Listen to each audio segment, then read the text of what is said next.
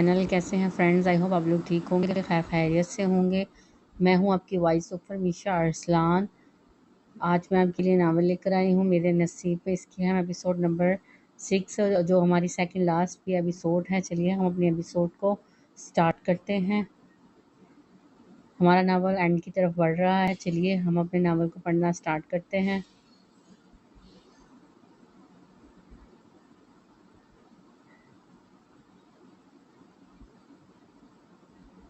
माजी। ये निकाह से 1 महीने बाद की बात थी, जब इसने बुखार की वजह से यूनिवर्सिटी से छुट्टी ली थी। असर तक तबीयत में कुछ बेहतरी आई तो उठकर फ्रेश होने चली गई। अभी वॉशरूम में थी कि मोबाइल की चंगाड़ती आवाज़ सुनकर अजरत में बाहर निकल आई। टॉवल सोफे पर फेंक कर मोबाइल उठाया तो आहिल का नंबर देखकर इसका दिल अलग तड़ले से धड़का। ये इस वक्त क्यों फ़ोन कर रहा है? अस्सलाम वालेकुम, आहिल यज़दान स्पीकिंग। जैसे ही कॉल अटेंड की दूसरी तरफ भारी गंभीर लहजे में किए गए तारुफ पर इसकी धड़कनों में तलातुम पैदा हो गया। वालेकुम अस्सलाम, ज़र ने हलक तर करके जवाब दिया। इतनी सहमी हुई क्यों हूँ, या फिर तवक्को नहीं थी इस पेशरफ्त की? आहिल ने तंज के तीर बरसाए। कॉल क्यों की? ज़र इसके इत्मीनान पर तलमलाई। वो क्या है ना, जब से तुम्हें देखा है नींद, चैन, सुकून और राहत मुझसे रूठ कर ससुराल चले गए हैं, तो मैंने सोचा कि कुछ वक्त के लिए इन्हें अपने पास बुला लूँ। वो आहिल ही गया जो सीधे मुंह बात करे। क्या मतलब? ज़र शशो पंज में मुबतला हो गई। मतलब ये कि मिलना है तुमसे। अभी अभी बंदा शादीशुदा होकर कंवारों से ज़िंदगी गुजारे तो फिर तलब मिटाने के लिए जगह जगह मुंह मारी करेगा। अब अपनी बीवी मौजूद तो क्यों गुनाह का मुरतकब ठहराया जाए? आहिल ने वारफतगी से कहकर ज़र का सेरो खून जलाया। और शायद आप भूल गए हैं कि ये बीवी आपकी मनचाही नहीं है, आपके इंतकाम के लिए एक मोहरा है। तो आपको ज़ेब नहीं देता कि अपने ख़ास जज्बात का ज़िया एक अनचाही बीवी पर करके अपनी ज़रूरियात पूरी करे। आहिल की बात पर ज़र दिल महसूस कर रह गई। बात तो ऐसे कर रहा है मौसूद जैसे कितने अच्छे मुनासिब हो दोनों के दरमियान। ज़्यादा ज्ञान मंदो, तुम अभी आ रही हो? मैं ऑफिस में वेट कर रहा हूँ। हवेली से निकलकर कुछ फासले पर मेरा ड्राइवर खड़ा तुम्हारा वेट कर रहा होगा। अगर तुम नहीं आई तो मजबूरन मुझे आने पड़ेगा। आहिल ने इसकी कमज़ोर नफ्स पकड़ ली। आ रही हूँ मैं। ज़र ने फ़ौरन हामी भर ली। Good girl. आहिल के तने असाब और सुकून हो गए और अगले 20 मिनट में वो आहिल के ऑफिस से मुल्हक कर रूम में बैठी, दोनों हाथों की उंगलियां बाहम उलझाए मुसरफ सी बैठी थी।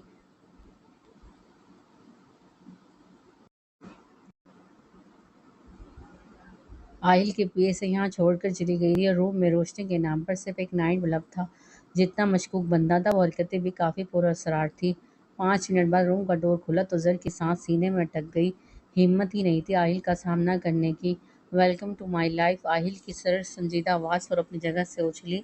तब आहिल ने रोशनी का वो आखिरी ज़रिया भी ख़त्म कर दिया। आप क्यों हमेशा लाइट ऑफ करते हैं? ज़र बोझल आवाज़ में बोली। क्योंकि मुझे रोशनी से नफ़रत है। कदम इसकी तरफ बढ़ाते आहिल ने कहा तो ज़र के धड़कनों में हलचल मच गई। इसको पीछे से हिसार में लेकर इसके शानों से चादर सरका दी तो ज़र करंट खाक कर पीछे हो गई। तुम तो ऐसा ओवर रिएक्ट कर रही हो जैसे किसी अछूत ने छू लिया हो। शौहर हूँ तुम्हारा। आहिल तो तब ही गया इसके रद्द अमल पर और उसके वजूद को चादर के बोझ से आज़ाद कर दिया। इस वक्त अंधेरा भी ज़र को गनीमत लगा, वरना अपनी हालत पर वो पानी पानी हो रही थी। आहिल ने इसे हाथ से पकड़कर वापस सोफे पर बिठाया और उसकी गोद में सर रख कर लेट गया। पता है, मैं चाहता हूँ मेरे कम अज़ कम दर्जन बच्चे हों, इतने क्यूट क्यूट से शरारती, कुछ मेरी तरह, कुछ तुम्हारी तरह, कुछ हम दोनों की तरह। अपनी ही बात पर आहिल कहका लगा कर हंसा।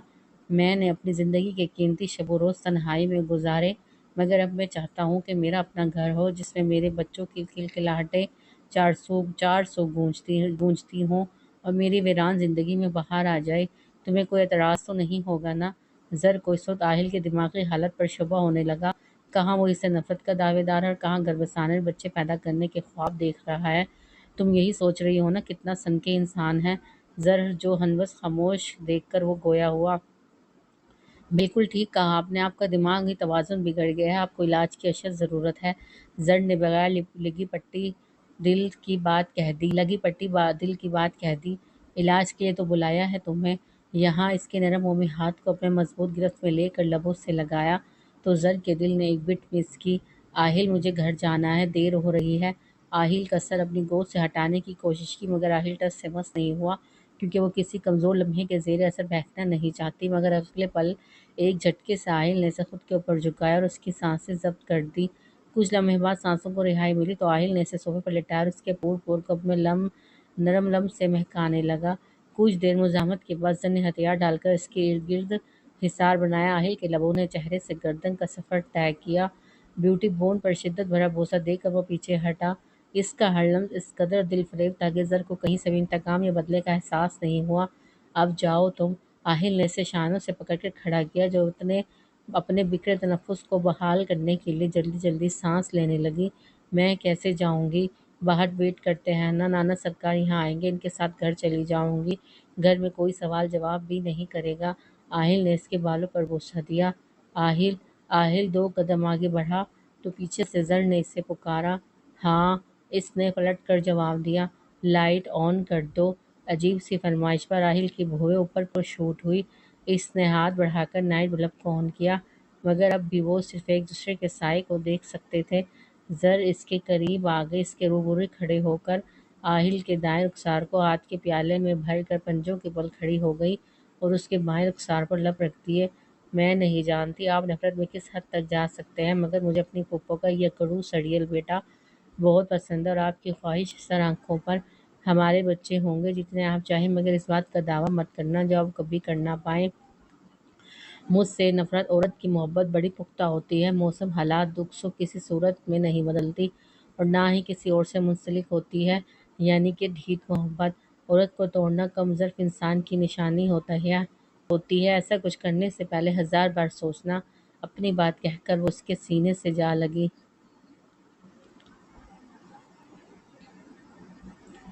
حال ہم نے تو صرف عنایہ کو راستے سے ہٹانے کی کوشش کی تھی، یہ زر کو مارنے کی سازش کس نے رچائی ہے؟ کیا آہل کا کوئی اور دشمن بھی تھا؟ ایاز میر کو جیسے ہی زر کی تشویشناک حالت کی خبر مل گئی، سلطان میر کو حجرے میں بلایا۔ کچھ معلوم نہیں بھائی صاحب، یا شاید وہ خود سیڑھیوں سے گر گئی ہو۔ سلطان میر بات کی نفی کرتے ہوئے بولا، نہیں، سیڑھیوں میں کافی مقدار میں تیل کی موجودگی اس بات کا ثبوت ہے کہ کسی نے جان بوجھ کر گرایا ہے، مگر کس نے یہ ابھی فی الحال کنفرم نہیں، مگر وہ لوگ اس بات کا ذمہ دار بھی ہمیں ٹھہرائیں گے۔ ایاز میر نے ملازموں کے منہ سے ابھی تھوڑی دیر پہلے سنا تھا کہ سیڑھیوں پہ تیل گرنے کی وجہ سے زر کا پاؤں پھسل گیا تھا۔ لوگوں کے پاس کیا ثبوت ہے کہ یہ سب ہماری کارستانی ہے؟ قانون ثبوت مانگتی ہے، اور ہم نے اپنا کام اتنی مہارت سے کیا ہے، شواہد ڈھونڈتے صدیاں گزر جائیں گی، بس اب وہ لڑکی بچنی نہیں چاہیے۔ سلطان میر خود اپنے خبیث فعل پر مسرور تھا۔ یار تم رونا بند کرو نا، کچھ بھی نہیں ہوا، تمہیں اللہ کا شکر ہے تم بچ گئی۔ جب سے اذلان اور حدید اس کے پاس آئے تھے، متواتر رو رہی تھی، دیکھ گڑیا، صرف جسم کے کچھ حصے تھوڑے سے جل گئے ہیں، اور انشاءاللہ یہ زخم برابر ٹریٹمنٹ سے جلد ہی بھر جائیں گے۔ آہل نے باہر سے ایک قابل سرجن کو یہاں بلایا ہے، وہ تمہارا علاج کرے گا، تم بالکل ٹھیک ہو جاؤ گی، اور الحمدللہ چہرہ اور بال بچ گئے ہیں۔ حدید مسلسل اسے بہلا پھسلا کر ایک بھائی کا فرض نبھا رہا تھا۔ بھائی میرے روم میں آگ کیسے لگی؟ عنایہ کے سوال پر رضلان نے چونکتے ہوئے حدید کی طرف دیکھ کر نفی میں سر ہلایا، اور مزید یہاں ٹھہرنا کسی آزمائش سے کم نہیں تھا، اس لیے بغیر کسی کو مخاطب کیے روم سے نکل گیا۔ اوبویسلی شارٹ سرکٹس کے باعث۔ حدید نے جلدی سے چہرے پر آیا پسینہ صاف کر دیا۔ بھائی یہ اذان مجھے اب چھوڑ دیں گے نا؟ ایسی آدھی ادھوری لڑکی کو بھلا کون اپنائے گا؟ اب بھی مجھے دوسری نظر تک دیکھنا گوارا نہیں کیا؟ ماضی کی اذیت ناک یادوں کو بھلا کر ابھی تو کھل کے جینے لگی تھی۔ میری قسمت میں یہ کرب مسلسل کیوں لکھا گیا ہے؟ عنایہ نے لب باہم پیوست کر کے اپنی آواز کا گلا گھونٹا۔ واٹ؟ یہ کیا واحد سوچنے لگی ہو تم؟ اور اذلان تم سے بے حد پیار کرتا ہے، تمہاری تکلیف اس سے برداشت نہیں ہو رہی، اس لیے نظریں چرا رہا ہے۔ حدید کو اس کی ذہنی کیفیت کا اندازہ تھا کہ اندر سے وہ توہمات کا شکار تھی۔ سحر کی طبیعت میں تھوڑی بہتری آ گئی تو زر سے ملنے کے لیے فورس کرنے لگی۔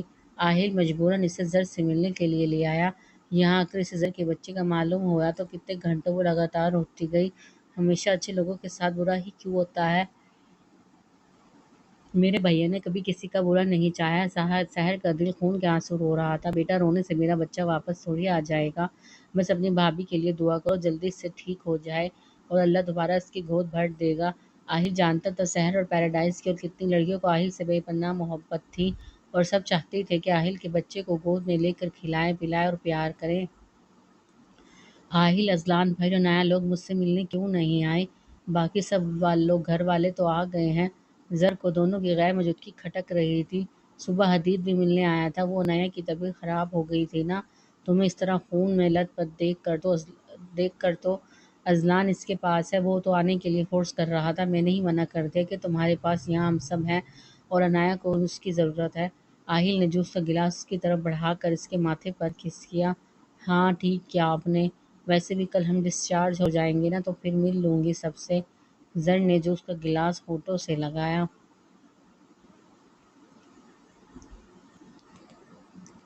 نرس نے عنایا کی ڈریسنگ کروائی تو ازلان اور حدید دونوں اندر داخل ہو گئے۔ بھائی مجھے یہاں کوفت ہو رہی ہے، پلیز گھر چلتے ہیں نا۔ عنایا کا یہاں صحیح معنوں کف زدہ ماحول میں دم گھٹنے لگا تھا۔ ہاں وہ ازلان نے بھی ڈاکٹر سے بات کی تھی، مگر تمہارے زخم ابھی تازہ ہیں تو ڈیلی ڈریسنگ کرنی پڑے گی، حدید نے دلیل پیش کی۔ تو نرس گھر آ کر پٹی کروا دیا کرے گی نا۔ آہل بھی ملنے نہیں آیا اور نہ ہی زر۔ وہ لوگ کہاں گئے؟ زر کی طرح عنایا سے بھی ایک کڑوی حقیقت چھپائی گئی تھی۔ آئے تھے دونوں، تم سو رہی تھی، اس وقت ہم نے جگانا مناسب نہیں سمجھا۔ حدید نے اس کے الجھے خد و خال پر نظر ڈال کر کہا، مجھے ایک امپورٹنٹ کال کرنی ہے، میں ابھی آیا۔ حدید ازلان اور عنایا کو پرائیویسی دینا چاہتا تھا۔ آج تیسرا دن تھا، دونوں میں کوئی خاص بات نہیں ہوئی۔ حدید کے جانے کے بعد ازلان نے پانی کا گلاس بھرا اور اس کے قریب آ کر میڈیسن اٹھا لی۔ ہتھیلی میں ٹیبلٹ نکال کر اس نے عنایا کے منہ کی طرف گولی بڑھائی تو اس نے منہ کھولا۔ آپ مجھ سے ناراض ہیں؟ خاموشی سے ازلان کی کارروائی مخاطب کر کے آنسو پلکوں کے پار توڑ کر بہنے لگے۔ نہیں، یک لفظی جواب آیا۔ تو پھر اس طرح گریز پا کیوں ہیں؟ اس نے کچھ گھونٹ پانی پی کر گولی نگل لی۔ تمہاری غلط فہمی ہے۔ یہ گلاس واپس ٹیبل پر رکھ کر وہ سنجیدگی سے گویا ہوا، میں نے بہت چھوٹی عمر میں لہجے پرکھنا سیکھ لیے تھے۔ اپنے آنسو ہاتھ کی پوچھ سے صاف کرتے ہوئے وہ گویا ہوئی تو اچانک تکلیف سے سسکاری نکل گئی۔ سس، آرام سے، کیا کر رہی ہو تم؟ ازلان نے بے چینی سے لب بام پیوست کر دیے اور اس کے ہاتھ کو پکڑ پر پشت کو دیکھا تو اسکن اپنی جگہ سے ہٹ گئی تھی۔ اس نے جلدی سے پاس بھرا ٹیوب اٹھا کر کاٹن کی مدد سے دوبارہ وہاں پر مرہم لگایا۔ مجھے پیراڈائز چھوڑائیں، آپ کی بے رخی میری جان لے لے گی۔ لوگ کہتے ہیں ناپسندیدہ شخص کی بے اعتنائی ذہنی مریض بنا دیتی ہے۔ مجھے ان رستوں سے زخموں سے زیادہ آپ کی لاپرواہی کھائے جا رہی ہے۔ ازلان کے چلتے ہاتھ اس کی غیر متوقع بات پر ٹھٹک کر رک گئے اور نافہمی سے مقابل کی طرف نگاہ اٹھا لی، مگر اس کی نکار زدہ حالت دیکھ کر فوراً نظریں چلا لی، لیکن کشادہ پیشانی پر شکلوں کی تعداد میں اضافہ ہو گیا۔ عنایا نے اپنا ہاتھ کھینچ لیا۔ نہیں چاہیے مجھے بھیک بھی ملی ہمدردیاں، آپ بھی چلی جائیں۔ مجھے میرے نصیب کی سیاہ بختی مجھے کھل کر جینے نہیں دے رہی، ساتھ میں آپ کو بھی گھسیٹ رہی ہوں۔ ایسا کریں آپ بھی دامن چھڑا کر بھاگ جائیں۔ مجھے سب سمجھ آ رہا ہے، آپ بھی پچھتا رہے ہیں نا، کس منحوس سے پالا پڑا ہے میں۔ عنایا ازلان تو اس قدر مشتعل انداز پر متحیر تھا، اس کے قریب پہنچ کر اس نے عنایا کو سینے میں بھینچ لیا۔ دور رہیں مجھ سے، میں تو اب ایک بیوی کے فائسدہ کرنے کے قابل بھی نہیں رہی۔ کیوں آپ مجھ سے پیار کریں گے؟ ہانپتے ہوئے پوری شدت سے اس نے خود کو ازلان کی گرفت سے چھڑایا تو ازلان نے گو مگو کی کیفیت میں کھڑا رہ گیا، جبکہ بدحواسی کے عالم میں عنایا اب ٹیبل پر پڑی چیزیں اور اپنی میڈیسن سب کچھ نیزے گرا رہی تھی۔ عنایا یہ کیا پاگل پن ہے؟ سنبھالو خود کو، کون سی چیزیں تمہیں پریشان کر رہی ہے؟ ازلان نے اس کی ابتر ہوئی حالت دیکھ کر پھرتی سے اس کے ہاتھ میں پکڑا گلاس چھین لیا اور ایک بار پھر اسے اپنے مضبوط حصار میں لے کر اس کے سر پر بوسہ دیا۔ اسے عنایا سے ہرگز اس قسم کی شدید رد عمل کی توقع نہیں تھی۔ وہ ماہی بے ناب کی طرح اس کے حصار میں پھڑ پڑانے لگی۔ مجھے کیوں رشتے راست نہیں آتے؟ کیا میرا کوئی حق نہیں خوشیوں پر؟ مجھے نہیں جینا اس بدنما داغوں کے ساتھ، میں آپ کے قابل نہیں رہی۔ اکتا گئے ہیں نا آپ مجھ سے؟ ازلان کے سینے سے لگی وہ لفظوں کے نشتر پھینکنے لگی، جبکہ اس کے کئی الفاظ ازلان کی روح تک کو گھائل کر کے، میری رگوں میں خون بن کر دوڑ رہی ہو تم اس طرح کے الزامات لگا کر میرے سچے جذبوں کی توہین کر رہی ہو۔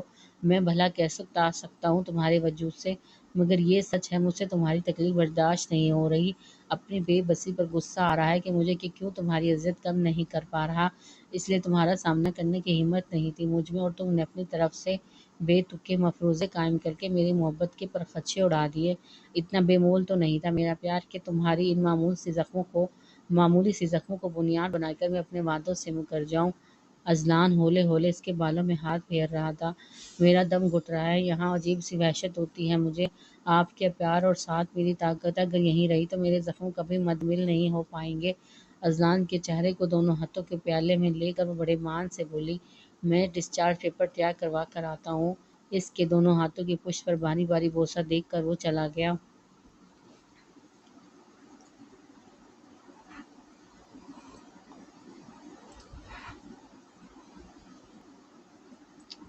گھر آ کر جیسے اس کی روح تک سرشار ہو گئی۔ بے قرار دل کو قرار ملا۔ صوبیہ بیگم، انیلا بیگم اور عاتکہ بیگم نے اس کی ذمہ داری میں کوئی کسر نہیں چھوڑی۔ خلاف توقع شیزہ کو اپنی فکر میں ہلکان دیکھ کر وہ تو اپنی بیماری کو فراموش کر گئی اور کتنی ہی دیر وہ شیزہ کے گلے لگ کر روئی تھی۔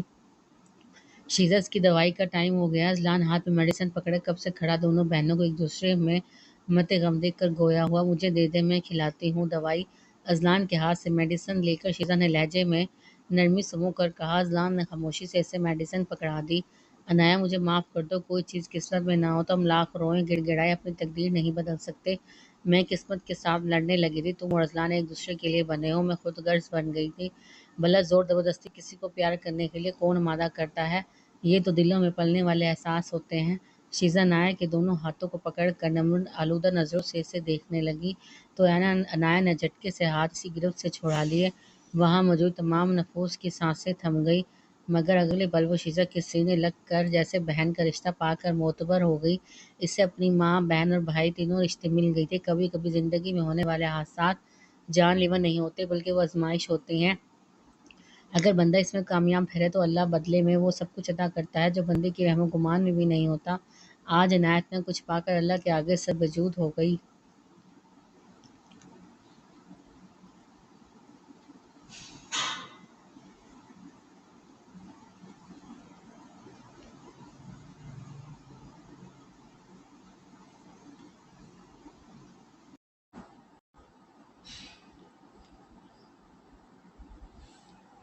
یہ تم کو زیادہ نایا پر مہربان نہیں ہو گئی ہو؟ کیسے اتنی جلدی اپنے پیار سے دستبردار ہو سکتی ہو تم؟ پہلے اس کے روم میں جا کر ملنا، اب اس کے لیے خود ہلکا پھلکا کھانا بنانا، یہ واقعی تمہاری عنایت ہے یا پھر بدلے کا انوکھا طریقہ؟ سوہا کب سے اس کی حرکاتوں سے اکنات کا جائزہ لے رہی تھی۔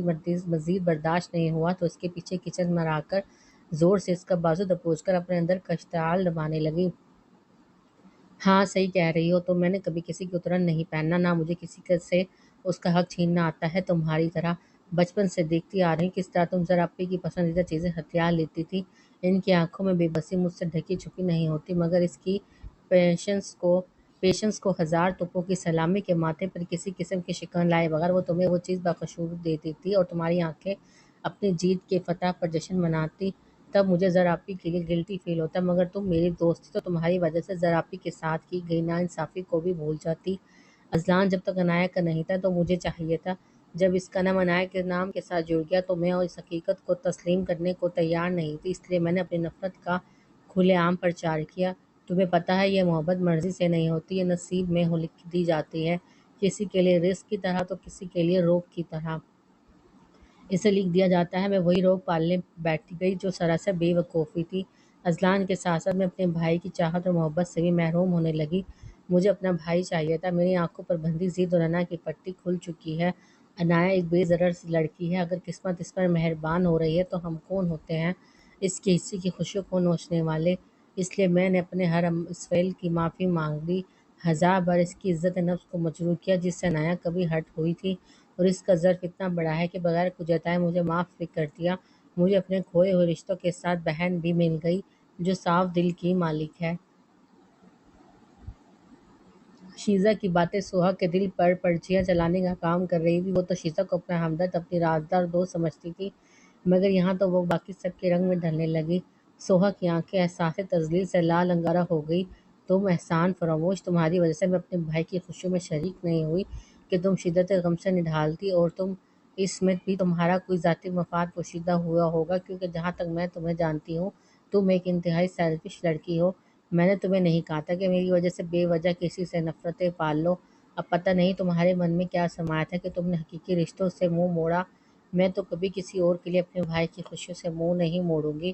شیزہ نے درستی سے اس کی بات کاٹ کر سچائی کے زوردار تماچے اس کے منہ پر رسید کیے۔ یہ سچ بھی تھا، اسے شیزہ یا کسی اور کے درد سے کوئی سروکار نہیں تھا۔ وہ تو اپنی محبت کے اس قدر تذلیل پر سٹیا گئی تھی کہ گناہوں کے دلدل میں پھنستی چلی گئی اور اپنی بہن سے اس کا سہاگ چھین رہی تھی، اور اب تو اس کے اوپر ایک اور الزام بھی لگ گیا، قاتل ہونے کا۔ شیزا اسے ندامت کی گہرائیوں میں دھکیل کر آئینہ دکھا کر چلی گئی تھی۔ زر کو بھی ڈسچارج کر کے آئل گھر لے آیا تھا تو عنایا سے ملنے اس کے روم چلا گیا۔ عنایا کے سرخ و سفید چہرے کی دمک مانند پڑ گئی تھی، آنکھوں کے نیچے ڈارک سرکلز اور سرسوں کے پھول کی طرح زر چہرہ دیکھ کر آہل کے دل کو کسی نے مٹھی میں جکڑ لیا۔ اس کی پھوپھو اس پر بھروسہ کر کر اپنی پھول جیسی بچی اس کے سپرد کر کے منو مٹی تلے سو گئی تھی۔ آہل کو اپنی غفلت پر ڈھیر سارے ملال نے آ گھیرا، تکلیف سے غزلات تن گئے۔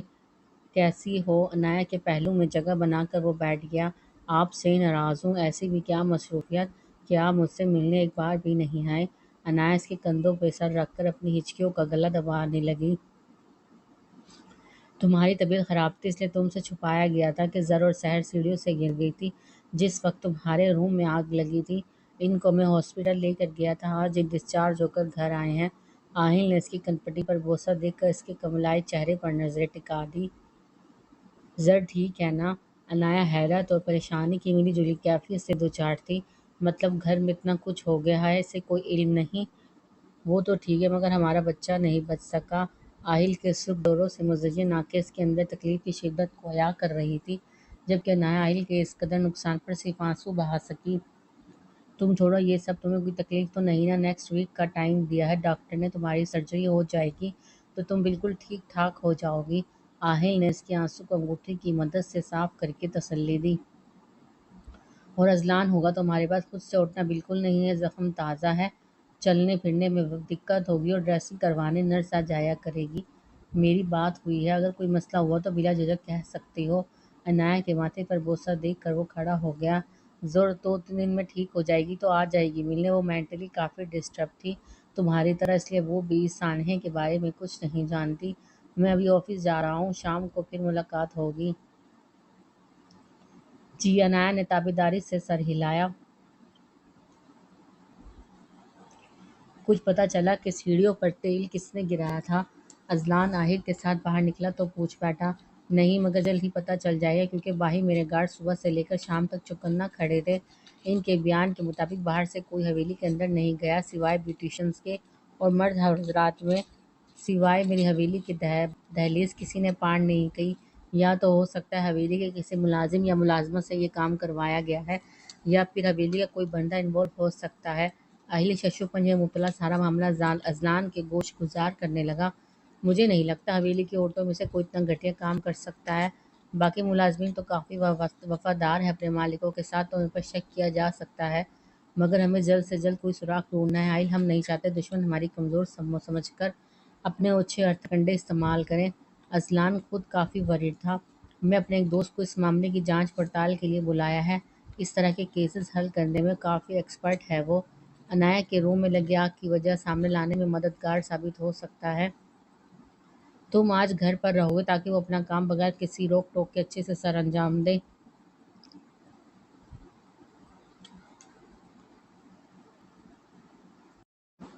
ورنہ حویلی والے اس کے راستے میں رکاوٹ ڈالنے کی کوشش کریں گے۔ آہل گاڑی کے قریب پہنچ گیا تو پلٹ کر اذلان کی طرف موڑ کر دیکھا۔ ٹھیک ہے، آپ بے فکر رہیں، اذلان نے اپنی طرف سے اسے مطمئن کیا۔ عنایا کو اس وقت تمہارے سہارے اور ساتھ کی بہت ضرورت ہے، مجھے یقین ہے تم اسے اس فیز سے باہر نکال دو گے۔ تم اس کے محرم ہو اور رشتے کا تقاضا یہی ہے کہ اس کے زخموں کا مرہم بن جاؤ۔ اذلان کے کندھے پر ہاتھ رکھ کر وہ بڑے وثوق سے بولا۔ انشاءاللہ۔ اذلان نے اپنے کندھوں پر رکھ کے آہل کے ہاتھ پر اپنا ہاتھ رکھا۔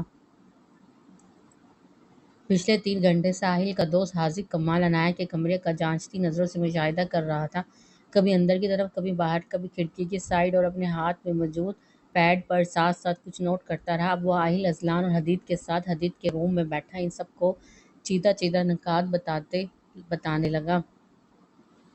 آپ لوگوں کے مطابق جس وقت روم میں آگ لگی تو وہاں موجود اکیلے گواہ نے اس بات کا انکشاف کیا تھا کہ سب سے پہلے کھڑکی پر لگے پردوں نے آگ پکڑ لی تھی۔ اس جگہ کا مکمل معائنہ کرنے کے بعد میں نے نتیجہ اخذ کیا ہے کہ آگ کسی شارٹ سرکٹ کی وجہ سے نہیں لگی، کیونکہ کھڑکی کے آس پاس دور تک بجلی کا کوئی کنکشن موجود نہیں ہے اور نہ ہی بجلی کی کوئی ننگی تار، اور کھڑکی کے باہر چلتے چیزوں میں یہ لائٹر کا کچھ جلا ہوا حصہ بطور سوراخ ملا ہے۔ حاذق نے ہاف جلے ہوئے لائٹر کا ٹکڑا آہل کو پکڑا دیا۔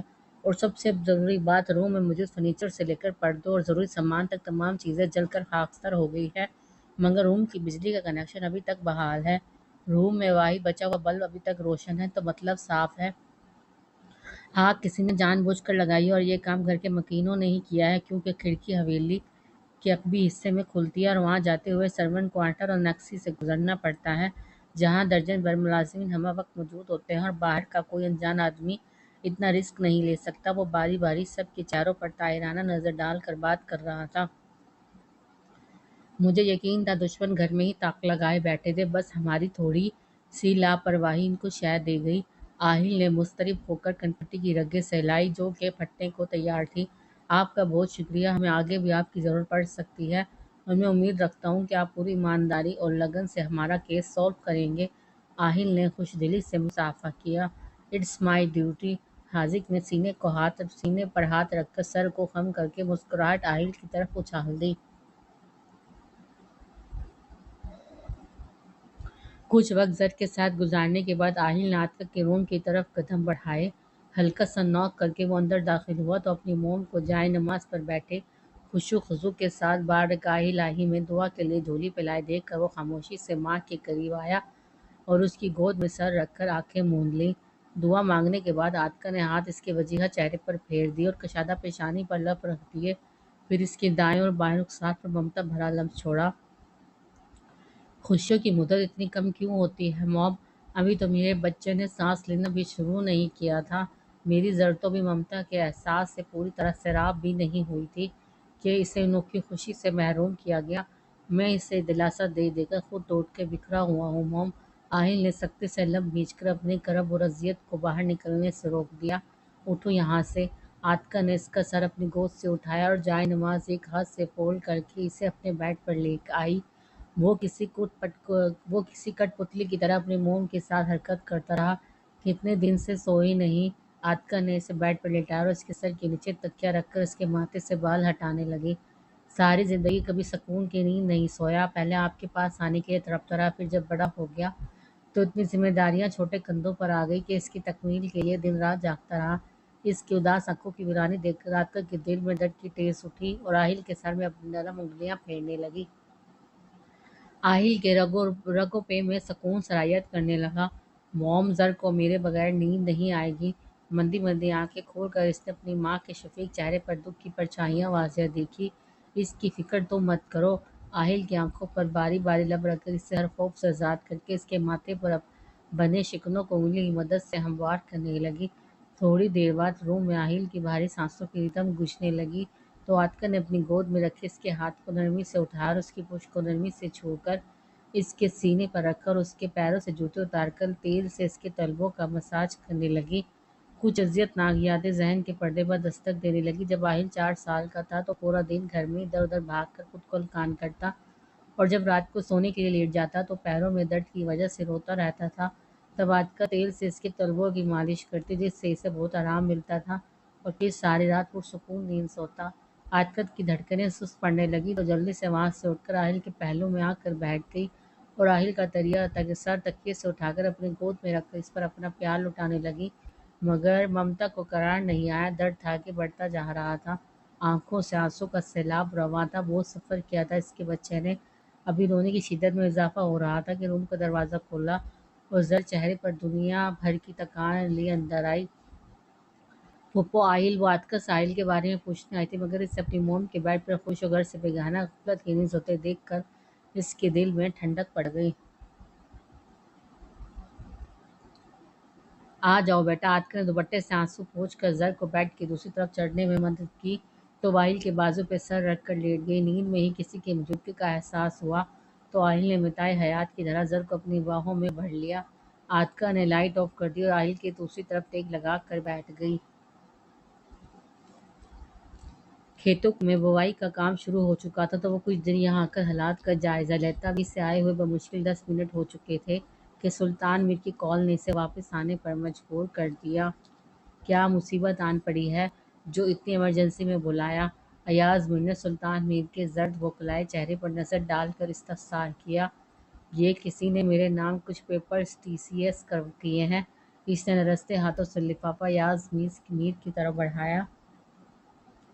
کیا ہے اس میں؟ ایاز میر نے سرسری لفافے پر نظر ڈال کر استفہامیہ نگاہوں سے اسے دیکھا۔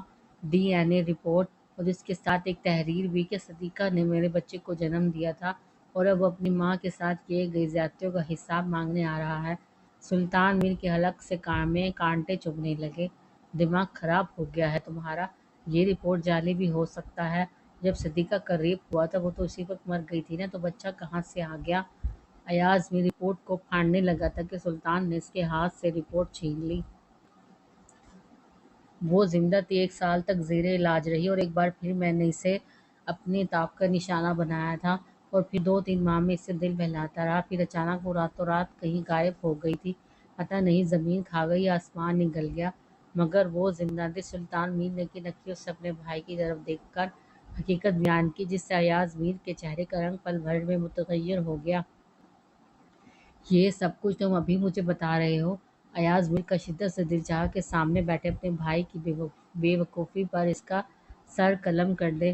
معذرت بھائی صاحب، اس وقت مجھے جو مناسب لگا میں نے کر دیا، اب آپ کچھ کریں۔ وہ انسان گھر تک پہنچ گیا ہے تو مطلب ہمارے پورے دن شروع۔ سلطان میر کے کانوں میں خطرے کی گھنٹیاں بجنے لگیں۔ کوئی ہمارا بال تک بیکا نہیں کر سکتا۔ پرسوں پہلے جو ہوا تھا اس کے ثبوت بھی خاک ہو چکے ہوں گے۔ اگر بچہ زندہ بھی ہے تو کیا اکھاڑ لے گا؟ بس کچھ لے دے کر معاملہ رفع دفع کر لیں گے۔ ایاز میر اپنی طاقت و نشے میں مست خود سے حساب کتاب لگانے بیٹھ گیا، مگر اوپر بیٹھے قہار اور جبار ذات اس کی رسی کھینچنے والا تھا۔ کم آن آہل نے کبر سے ٹائی نکال کر مصروف انداز پر دروازے پر نوک کرنے والے کو اجازت دی۔ آپ کے لیے ہلدی والا دودھ بنا کر لائی ہوں، فٹافٹ پی لیں۔ شیزہ دودھ کا گلاس بھر کر لائی تو زر ٹیڑھے منہ بنا کے کمل میں گھسنے لگی۔ آہل بھائی آپ ذرا ہیلپ کر دیں گے؟ پھوپھو بول رہی تھی کہ ہلدی والے دودھ کے بڑے فائدے ہیں، اس لیے اپنے ان چھوٹے چھوٹے ہاتھوں سے اسپیشل ان کے لیے بنا کر لائی ہوں۔ اب آپ بھی پینے سے انکار کریں گی تو میرے پورے 2 منٹ کی محنت ضائع ہو جائے گی نا۔ شیزہ نے پٹر پٹر کر بولنا شروع کر دیا تو آہل نے پہلے اس کے ہاتھوں کی طرف دیکھا جو کہیں سے بھی چھوٹے نہیں لگ رہے تھے، پھر 2 منٹ کی مشقت پر تو اس کی آنکھیں حیرت سے پھیل گئی۔ یہ تم دونوں بہنوں کے آپس کا معاملہ ہے، مجھے کیوں بیچ میں گھسیٹ رہی ہو؟ آہل نے لاپرواہی سے کندھے جھکا کر ٹائی باندھ کر پرفیوم اٹھایا اور خود پر اسپرے کرنے لگا۔ ہائے آپی، حد ہو گئی، تھوڑی سی بھی مربت دکھاتے تو ناک چھوٹی ہو جاتی ان کی۔ یہ ایسے کڑوے کریلے کیوں ہیں؟ ہاں مانتے ہیں کہ ہم کی پرسنالٹی کافی اٹریکٹیو ہے، بٹ اس کا مطلب یہ تھوڑی نا آپ گھر والوں کو بھی ایٹیٹیوڈ دکھائیں۔ شیزہ نے ناک بھو چڑھائی اور زر کے اوپر سے کمبل کھینچ لیا، جبکہ آہل اس کے کینچی کی طرح چلتے زبان دیکھ کر صدمے سے دو چار تھا۔ ایکسکیوز می، آہل نے آنکھیں سکیڑی۔ شیزہ، زر نے اسے تنبیہی نظروں سے گھورا۔ اب لیکچر جھاڑنے مت بیٹھ جانا، یہ دودھ پی لیں جلدی سے۔ شیزہ جیسے ہوا کے گھوڑے پر سوار تھی۔ زر نے گلاس پکڑ کر ایک سانس میں دودھ ختم کر کے گلاس زور سے ٹیبل پر پٹک دیا۔ پی لیا دادی اماں، وہ خوش؟ گڈ۔ وہ جانے کے لیے مڑی، پھر کسی احساس کے تحت 2 قدم کا فاصلہ مٹا کر آہل کے قریب آئی، جو اب مکمل تیار ہو کر کلائی میں گھڑی پہن رہا تھا۔ اس دن آپ کے منہ سے پھپھو کے لیے موم لفظ سن کر ہمیں کافی عجیب لگا۔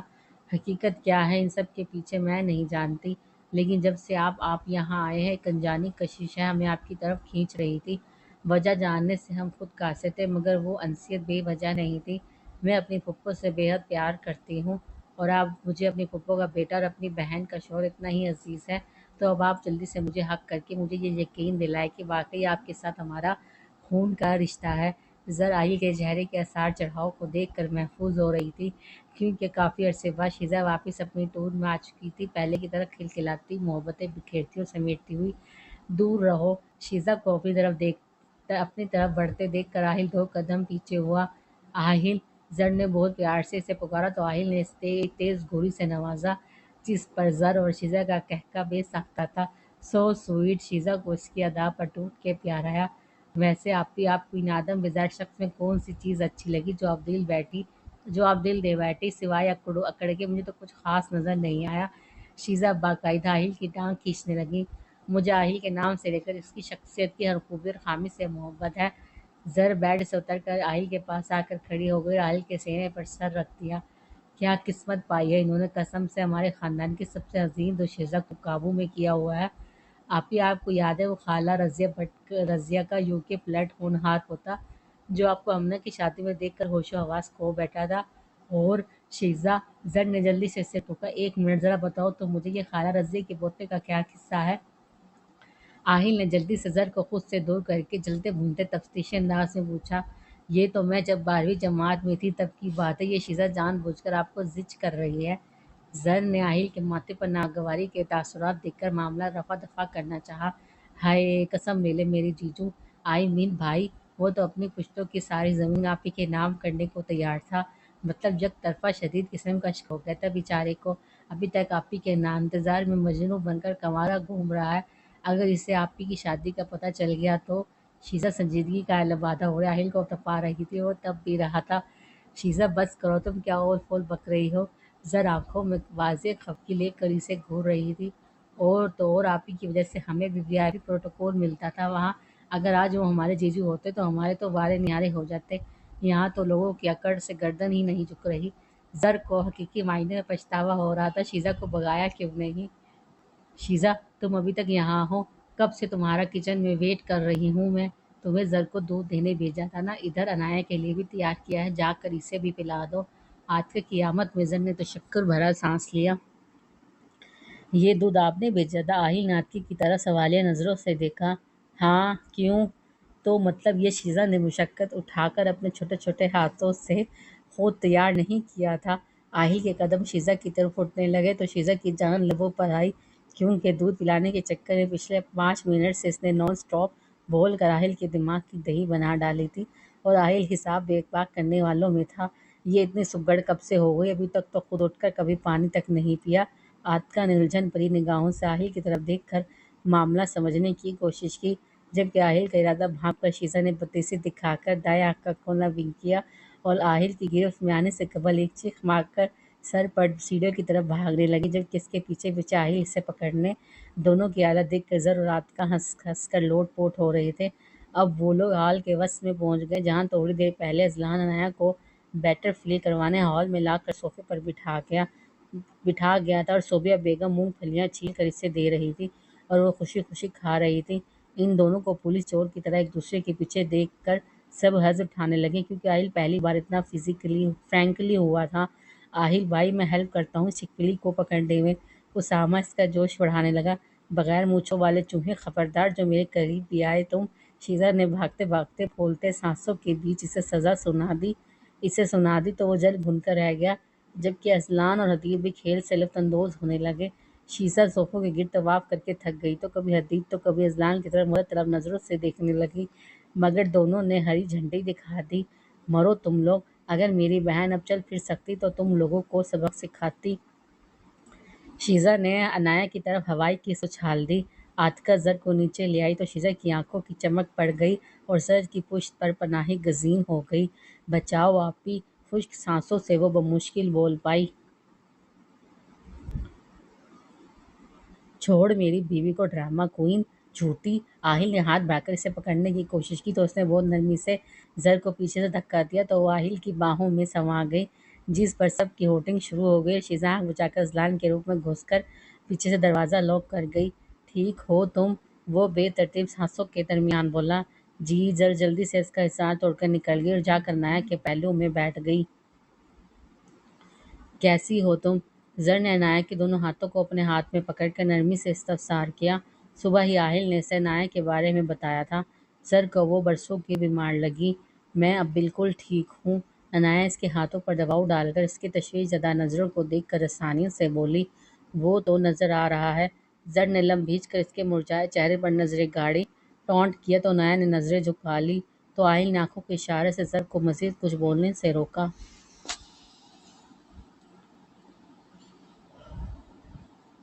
मैंने आपका काम कर दिया था, रिपोर्ट हवेली पहुंचा दी थी, अब आगे क्या करना है। महद आहिल के ऑफिस में बैठा आगे का लाहे अमल तय करने लगा। अब कहीं से सुल्तान मीर के बेटे को ढूंढ कर लाओ। आहिल ने शरारत से मुस्कुरा कर आंख दबा दी तो अनाया। महद ने तजस्सुस भरी नज़रों से देखा। अनाया अभी इस कंडीशन में नहीं है कि हमारे प्लान का हिस्सा बने, और कुछ दिनों में इसकी सर्जरी होने वाली है, और मुझे सुल्तान मीर के मुंह से सच उगलवाने के लिए लड़की नहीं लड़का चाहिए। हमारे पास सबूत नहीं है जिसको हथियार बनाकर मीर सन्स को जेर कर सके। कहीं से किसी काबिल एक्टर का बंदोबस्त करो जो उम्दा एक्टिंग करके मीर सन्स के छक्के छुड़वाए। जितने पैसे चाहिए उससे ब्लैंक चेक दे दो। आहिल किसी लड़की को इन्वॉल्व करना नहीं चाहता था, क्योंकि इन सफाक लोगों का क्या भरोसा। इस पर भी हाथ साफ करें। بات کرنی تھی تم سے۔ مہد نے ثانیہ بعد اہل کو مخاطب کیا۔ میں بن جاتا ہوں نا آپ کے سلطان میر کا بیٹا؟ مہد نے آنکھ ونک کی۔ آئیڈیا برا نہیں ہے مگر تمہاری عمر 25 سال ہے اور عنایا ابھی 20 کی ہو جائے گی۔ شک کیا جا سکتا ہے، اہل نے اس کی بات کی تردید کی۔ کم آن یار، وہ لوگ مجھ سے آئیڈینٹی تھوڑی نہ مانگیں گے، اور میں ابھی تو پاکستان شفٹ ہوا ہوں، مجھے اپنے محلے والے بھی اچھی طرح جانتے نہیں، تو آپ کی حویلی کے لوگ کسی اور پر اعتماد کر کے کہیں اپنا بنا بنایا کھیل نہ بگاڑیں۔ مہر کی آنکھوں کی کمینی چمک بڑھ گئی۔ سوچتے ہیں آہل نیم رضامند ہو گیا، کیا پتہ حویلی میں میری قسمت کا ستارہ روشن ہو جائے۔ آہل کی طرف جھکا، وہ سرگشونیہ انداز میں گویا ہوا، آنکھیں نکال کر ہدیہ کر دوں گا کسی اندھے کو اگر ایسا سوچا بھی۔ آہل کی تیوریاں چڑھ گئی۔ جسٹ کٹنگ یار۔ مہد اس کے سر انداز پر لرز اٹھا۔ مجھے تو تمہاری سحر اچھی لگتی تھی مگر میرے گھر والوں کی سوچ پر مجھے خود افسوس ہو رہا ہے کہ وہ کسی یتیم لڑکی کو بہو ہرگز نہیں بنائیں گے، اور سحر کافی معصوم ہے، میں خود نہیں چاہتا وہ میرے گھر والوں کے عتاب کا نشانہ بنے۔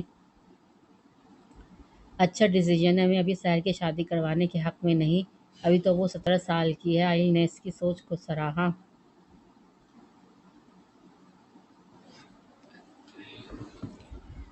شام کو وہ حویلی پہنچا، فریش ہو کر نیچے آیا تو حدید اور اذلان کو محو انتظار پایا۔ حدید تم ریڈی ہو نا؟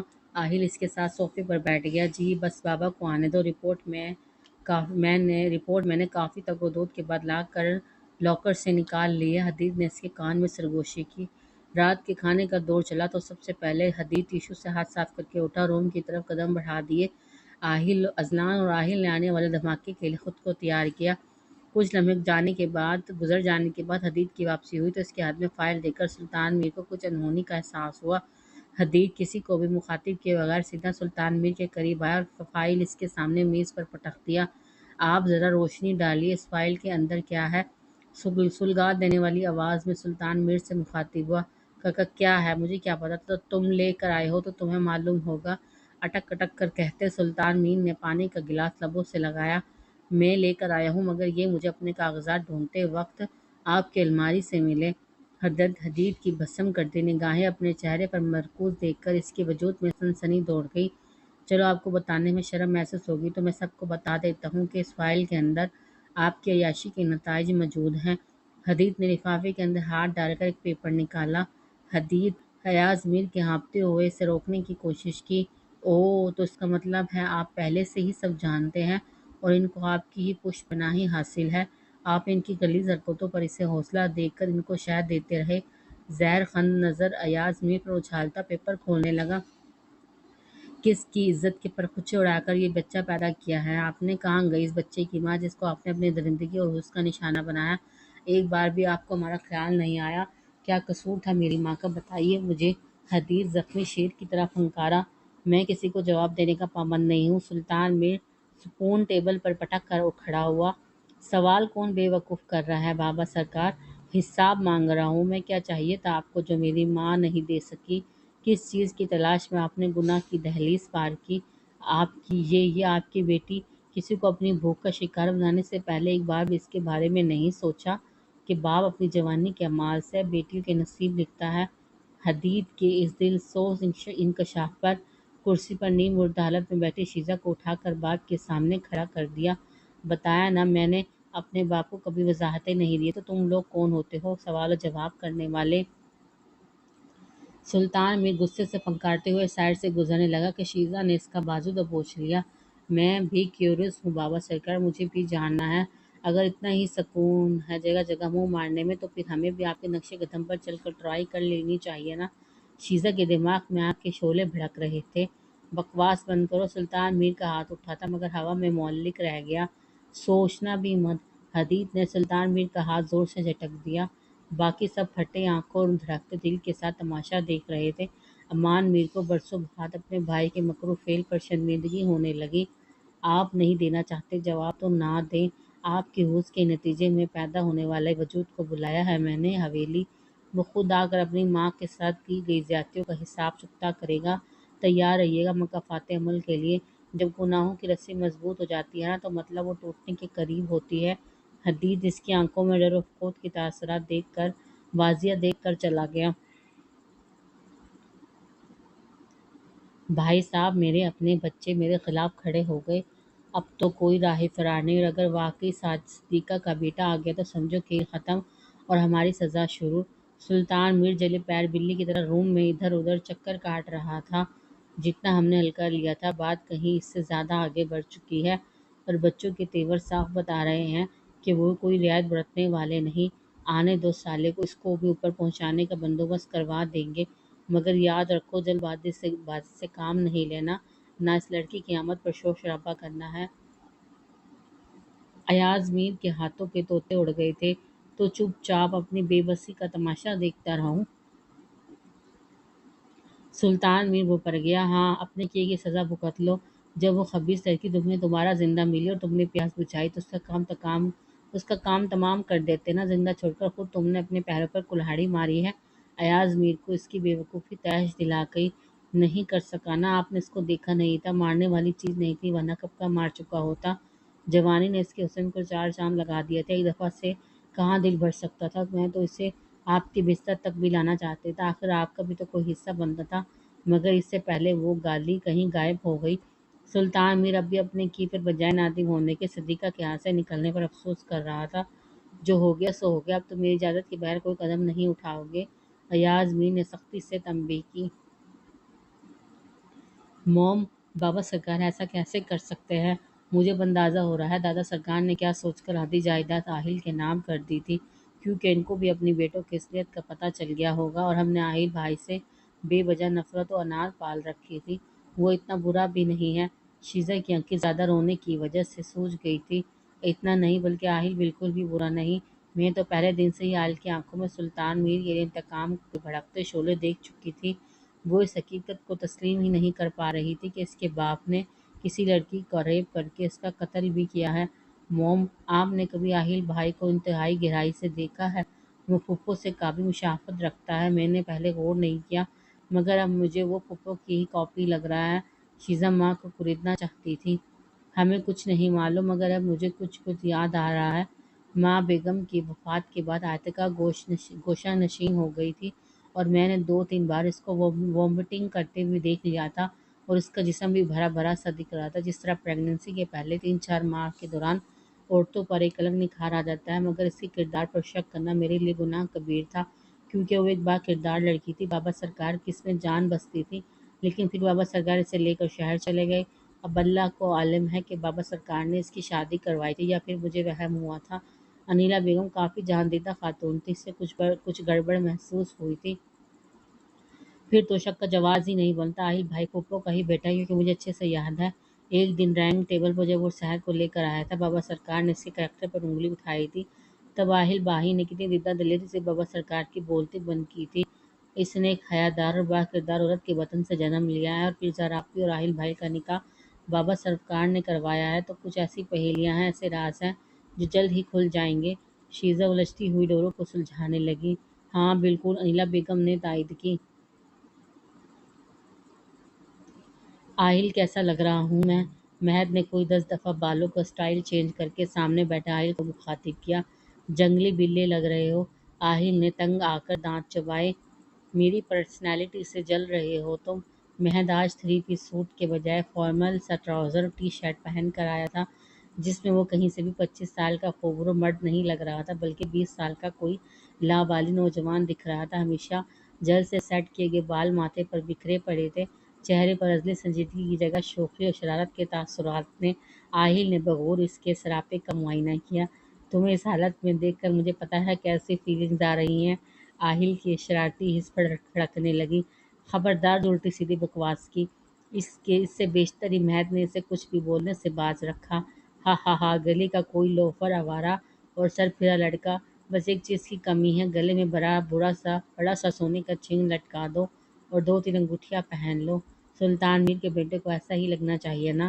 اور یاد ہے لہجہ و انداز تم نے ایک بد اخلاق اور بد تہذیب لڑکے جیسا اپنانا ہوگا۔ آہل نے ایک بار پھر یاد دہانی کروائی۔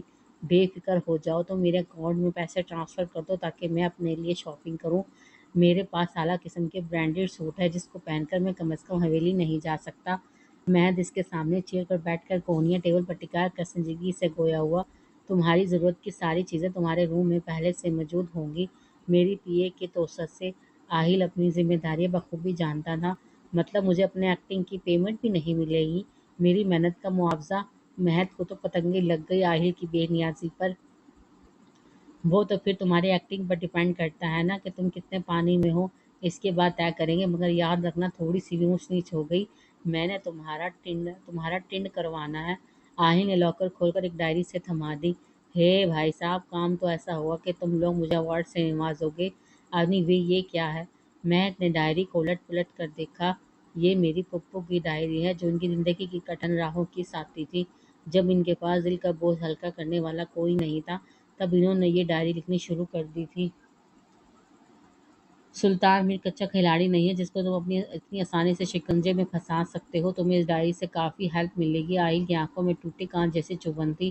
آہل، میں پرامس کرتا ہوں تمہاری پھوپھو کو انصاف دلانے میری چوٹی کا زور لگاؤں گا۔ مہک کو اس سے ہمدردی تھی۔ انشاءاللہ، آہل نے سر اس بات میں ہلایا۔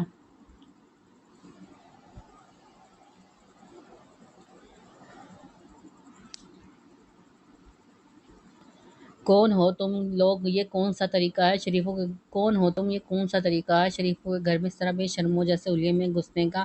اور یہ سیکورٹی والے کوئی نشہ کر کے سوئے ہے کیا؟ سلطان میر اور ایاز میر رات گئے حویلی کی بیٹھک میں بیٹھ کر باہم گت جوڑ کر رہے تھے، اور ابھی تھوڑی دیر قبل ہی فری ہو کر حویلی کے اندر داخل ہوئے کہ ہال کے دروازے پر کسی سے زوردار تصادم ہوا۔ سامنے نشے میں دھت سرخ ڈوروں والی آنکھیں، کھلا گریبان جس سے سونے کی موٹی چین نظر آ رہی تھی، ہاتھ میں شراب کی بوتل پکڑے ہوئے شخص سے ٹکرا ہوا۔ آپ کی اطلاع کے لیے عرض ہے کہ میں شریف بندہ بالکل بھی نہیں۔ سلطان میر کی طرف دیکھ کر ٹک ٹک کر بول کر خباثت سے آنکھ کا کونا دبا کر بوتل کو منہ سے لگایا۔ سلطان میر کا منو خون جلا گیا۔ نکلو یہاں سے فوراً! سلطان میر نے اسے بازو سے پکڑ کر باہر کی طرف دھکا دیا کہ دو مضبوط ہاتھوں نے اسے بروقت گرنے سے بچایا۔ سنبھل کے! حدید نے اسے سیدھا کھڑا کیا، مگر زیادہ شراب پینے کی وجہ سے اس کے قدم لڑکھڑا رہے تھے۔ یہ آپ کا بیٹا ہے؟ مل لیا نا، حرام رشتے سے پیدا ہونے والے بچوں میں تہذیب و اخلاق کی کمی ہوتی ہے۔ اب باپ کا پتہ نہیں ہوتا، لوگ ناجائز کہہ کر دودھ کاٹتے ہیں۔ کوئی اس کی ماں پر بدکاری کا ٹھپا لگواتے ہیں تو پھر ایسے بچے جنم لیتے ہیں۔ ویسے بھی لوگ کہتے ہیں عادتیں نسلوں کا پتہ دیتی ہیں، باپ کی عیاشی کا کچھ اثر خون میں تو شامل ہوگا، شاید حویلی میں رہ کر سدھر جائے۔ حدید نے اس کے ہاتھ سے بوتل لینے کی کوشش کی جس کو اس نے اپنے پیچھے چھپا لیا۔ یہ میرا بیٹا نہیں ہو سکتا، میں نے کبھی اس حرام مشروب کو ہاتھ تک نہیں لگایا۔ سلطان میر نے ایک تنفر بھری نظر سامنے کھڑی لڑکر پر ڈالی۔ ہاں بالکل، تم تو صرف معصوم عورتوں کو چھوتے ہو نا، وہ تو حلال ہوتی ہے، ہا ہا ہا۔ مہک کی آنکھوں میں کمینگی کے اثرات ابھرے۔ میں مان ہی نہیں سکتا کہ تم میرے بیٹے ہو۔ سلطان میر بغور مہک کے چہرے کو کھوجتی نگاہوں سے دیکھ رہا تھا۔ ایسے غور سے مت دیکھیں مجھے، بدقسمتی سے مجھے اپنی ماں سے وراثت میں کچھ نہیں ملا جو تمہیں یہ باور کروا دے کہ میں ان کا بیٹا ہوں۔ مہر نے ایک جھٹکے سے اسے خالص سے نکال کر حقیقت کی دنیا میں پٹخ دیا۔ سلطان میر بھڑک کر اس کے پاس آنے لگا، کان کے نیچے دو تین جھڑ دے، مگر ایاز میر نے اسے روک لیا۔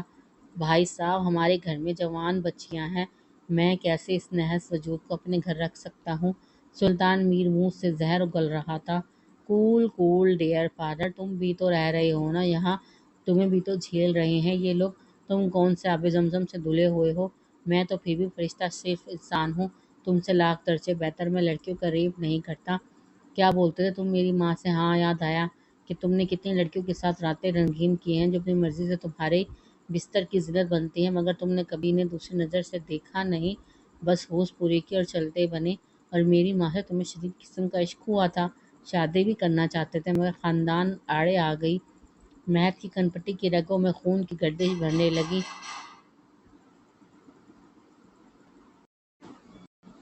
کل رات وہ جس وقت صدیقہ کی ڈائری پڑھ رہا تھا وہ اذیت کے انتہاؤں پر تھا۔ اس کے ایک لفظ پر مہک خون کے آنسو رو رہا تھا، اور اس وقت وہ پورے من سے صدیقہ کا بیٹے کا کردار نبھا رہا تھا۔ اور شراب کی بوتل زور سے زمین پر پھینک دی، جبکہ سلطان میر کو لگا اس کی سماج میں کسی نے پگھلا ہوا سیسہ اندھیلا ہو۔ حقیقت ہے در پہ اس کے منہ پر تھپڑ مار رہے تھے، جس طرح نوچ نوچ کر میری ماں کی عزت کی دھجیاں اڑا دی تھی نا، اسی طرح تمہارے جسم سے سارا گوشت نوچ کر کتوں کو کھلاؤں گا۔ مہک متورم اور ناگوار آنکھوں میں جھلاہٹ لے سلطان میر سمیت ایاز میر پر ڈال کر سختی سے گویا ہوا، چلو ماہی روم میں۔ حدید نے اسے بازی سے پکڑ کر روم کا راستہ دکھایا۔ تم واقعی ڈرنک ہو؟ حدید نے اسے صوفے پر بٹھا کر تیکھی چٹونوں سے گھورا۔ میں شراب نہیں پیتا، یہ تو ان لوگوں کو اپنی تربیت دکھانے کا چھوٹا سا ٹریلر تھا۔ مہر نے پاس پڑے ٹیبل کے اوپر سے جگ کا پان ڈھا کر پانی پیا۔ تمہارا کوئی کنیکشن ہے نایا کی موم کے ساتھ؟ حدید چند ثانیے پہلے اس کے انکشاف پر متاخر تھا، جو اس کے باپ کی چھکے چھڑا گیا تھا۔ ہاں، کل رات سے ایک بیٹے کے درجے پر فائز ہوا ہوں، اور مجھے قطعی کوئی شرمندگی نہیں ہے اس عورت کا بیٹا بننے میں جو ریپ وکٹم تھی۔ مہر نے خالی گلاس ٹیبل پر پٹک دیا۔ تم ریسٹ کرو، اپنے کام کو پایا تکمیل تک پہنچانے کے لیے تمہیں ٹھنڈا اور پرسکون رہنا ہوگا۔ حدید اس کا کندھا سہلا کر چلا گیا، اور راحیل تو پہلے سے ہی پوری ذمہ داری سے سونپ کر خود کو بریء ذمہ قرار دے چکے تھے۔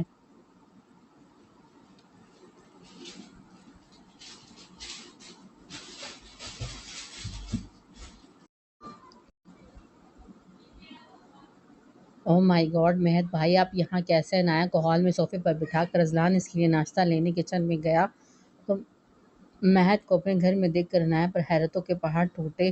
ہائے صدقے بھائی کے، کسی نے آپ کو بتایا نہیں؟ میں یہاں صدیقہ کا بیٹا بن کر آیا ہوں تمہارے حصے کا ادھورا کام مکمل کرنے۔ مہر نے بے تکلفی سے اس کے پاس بیٹھ کر اس کی چھوٹی سی ناک کو ٹچ کیا۔ بتایا تھا اذلان نے، لیکن آپ کا نہیں بولا تھا کہ آپ آئیں گے۔ عنایہ نے تشکرانہ نظروں سے اسے دیکھا۔ السلام علیکم اینڈ گڈ مارننگ۔ شیزہ بوجھل اعصاب کے ساتھ بالوں کا رف سا جوڑا بنا کر عنایہ کے قریب آئی اور اس کے گال پر پیار کیا، تو اس کے پاس بے تکلفی سے بیٹھے انجان شخص کو دیکھ کر اس نے جلدی سے گلے میں دوپٹہ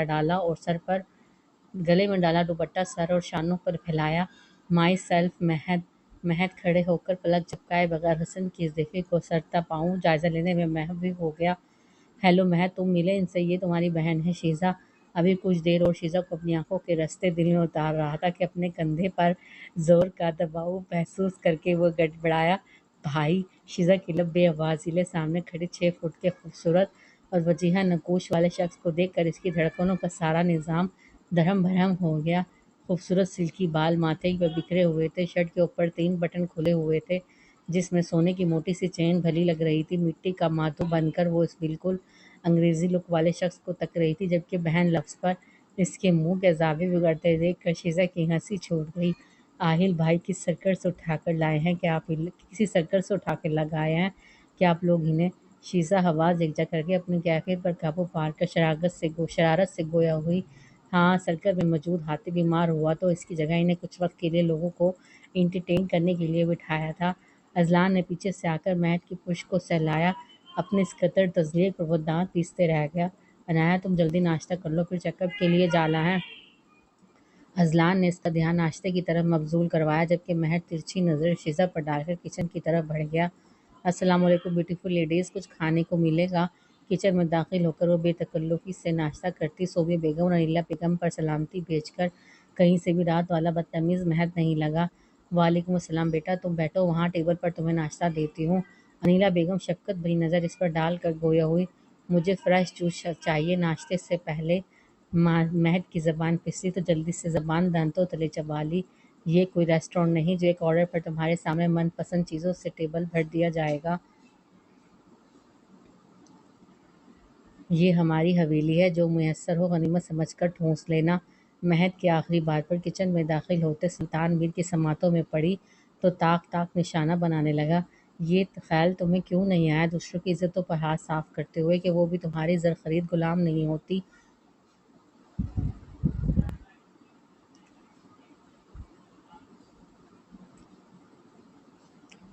جو بھوکے شیر کی طرح جھپٹ کر اپنی خوراک بناتے، مجھے بھی تمہاری طرح چھین کر کھانے کی عادت ہے۔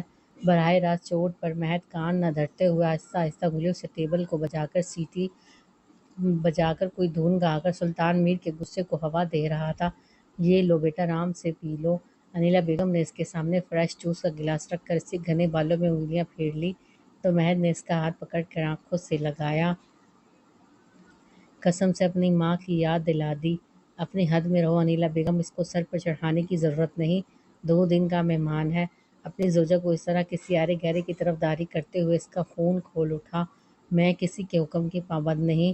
ایک لفظ میں انیلا بیگم نے اس کو اس کے اوقات یاد دلا دی۔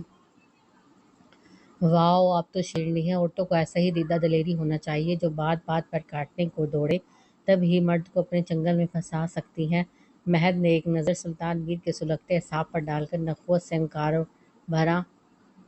ویسے آپ کو برا نہ لگے تو میں آپ کو موم کہہ کر بلا سکتا ہوں۔ مہد نے گلاس خالی کر کے انیلا بیگم کے دونوں ہاتھوں کو پکڑ کر سنجیدگی سے استفسار کیا۔ بالکل۔ انیلا بیگم نے اس کے ماتھے پر بکھرے بال سمیٹ کر اس کے ماتھے پر لب رکھ دیے۔ مہد کا رویہ سلطان میر کی نسبت انیلا بیگم کے ساتھ کافی معظمانہ اور اخلاقیات سے مبرا تھا۔ اوکے، میں چلتا ہوں، کچھ کام ہے، ڈنر پر میرا ویٹ کیجیے گا، میں آپ کے ہاتھ سے کھانا کھاؤں گا آج۔ مہد اٹھ کر جانے لگا تو انیلا بیگم کے قریب آ کر کان میں سرگوشی کی۔ آئی ہوپ آپ کو میری یہ ایپیسوڈ پسند آئی ہوگی۔ مزید ایپیسوڈز کے لیے میرے چینل کو ضرور وزٹ کیجیے گا، لائک اینڈ شیئر کرنا نہ بھولیں، بیل آئیکن کو کمنٹس کرنا نہ بھولیں۔ Thank you.